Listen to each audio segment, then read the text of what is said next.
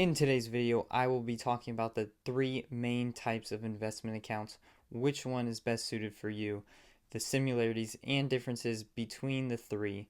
The three are traditional IRA, Roth IRA, and your average brokerage account. Which one suits you? Let's go. Before you even think about putting money in the stock market, you must go through this step in choosing which investment account you want. Very important. You can't do it unless you choose one. Which one suits you based on your investment goals? Now, most on this channel, I will be talking about retirement savings, so it'll be focused long term. So let's get started. Let's talk about your brokerage account. Brokerage account, you could do everything in. You could trade stocks, mutual funds, bonds, ETFs, whatever you want. There are some upsides, some downsides, so let's get into it. In a brokerage account, you could do everything. You could trade ETFs, stocks, bonds, mutual funds, whatever you want. You could do it all in a brokerage account. But a brokerage account does have some downsides, so let's get into that right now. Some downsides of a brokerage account is there are a lot of taxes, a lot of fees based on the capital gains that you have. Start with fees. So fees you will encounter when you first open the brokerage account or purchase any or sell any investments. I'm going to do a broad overview of these. I won't take a deep dive because I will have a later video taking a deep dive into the fees and the different taxes you'll encounter on your investment journey. But for today, we're just going to do an overview. So fees will include some annual fees, maintenance fees, management fees, and you'll get fees when you purchase or sell investments based on the type of investments you have. Now, taxes in a brokerage account, you will be taxed on the capital gains that you make in the investments you sell. So if you sell a stock and you make money off of it, you make more money than you put into the stock, you will be taxed that same tax year. One big downside of the brokerage account, you're taxed on the capital gains you make. At those downsides I just listed, there are some good upsides of being in a brokerage account. You can deposit or withdraw money whenever you want. When withdrawing money, there is no penalty, so there's a lot of liquidity in your money in brokerage account. Like I said before, you could also invest in a variety of assets and securities such as stocks, bonds, mutual funds, and ETFs. With all that being said, all the upsides, all the downsides of a brokerage account, here's my overview. A lot of fees, a lot of taxes. So if you want to do long-term investing, this is not your account.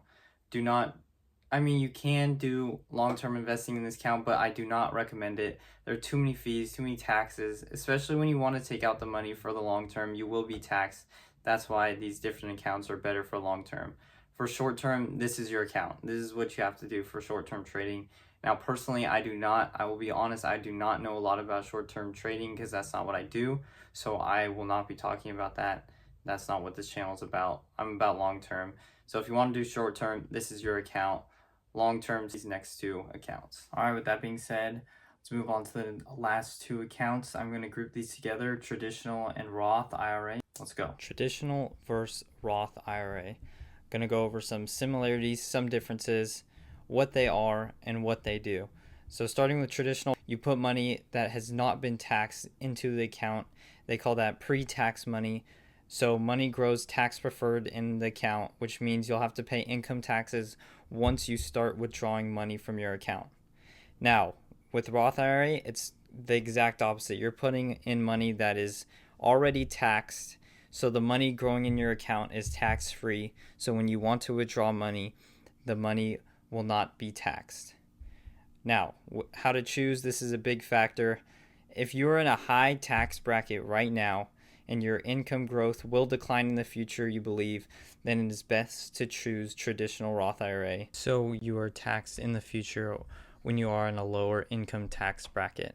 With that being said, if you think you'll be in a higher tax bracket in the future, then getting taxed now would be best and would make sense to put your money into a Roth IRA account. Another difference, traditional IRA has a minimum distribution at the age of 72. Since the money is not being taxed when you put the money into the account, the IRS wants to eventually tax you, in which they enforce that you must start withdrawals at the age of or before the required age of 72. So you must start taking money out of your account before the age of 72 because, well, the IRS wants to make money off of you. Roth IRA does not have any minimum distributions. So that's an advantage for Roth IRA. Another advantage for Roth IRA is the flexible early withdrawals, since you're contributing money that is already taxed. As long as you've had the money in your account for at least 5 years, then you can withdraw the money penalty free. But you can only withdraw your contributions. You cannot withdraw any money gained from the investments. That's if you want early withdrawals before 59 and a half. So if I contribute $6,000 and I want to take out my money before 59 and a half, and I've had the money in the account for at least 5 years, I can only take out the $6,000 that I put into my account. But if you're over the age of 59 and a half, you could take out all the money you want. There's no restrictions. But if you want early withdrawals before 59 and a half, you can only take out your contributions. Now, if you want an early withdrawal in traditional IRA, then you will be hit with penalties and taxes. So another advantage for Roth. And income limits. You could put money into traditional IRA account no matter how much money you make, no matter how much income you bring in. But to contribute to a Roth IRA, you must make under $146,000 a year and under $230,000 a year for those filing jointly with a partner. So there are limits, income limits for a Roth IRA. That's one downside. Both of these accounts have a yearly contribution limit of $7,000 a year, so you can only put in $7,000 a year into whichever account you choose because they both have it. That's your max contribution limit. Now, I know that was a lot of information for all of you to take in, so I recommend you watch this video as many times as you need because this is the first step in investing, and I hope you guys are excited as I am for you to get started investing to reach that financial freedom at the end of retirement for you long-term investors. Now, sorry again, I do not know anything about short-term investing, not the channel.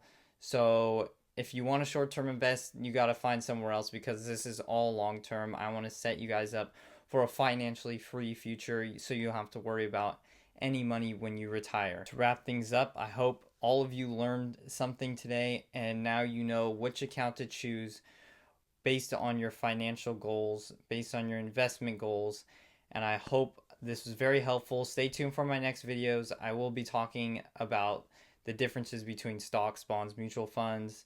I will be talking about the next steps in your investing journey. So stay tuned. Thanks for watching. Peace.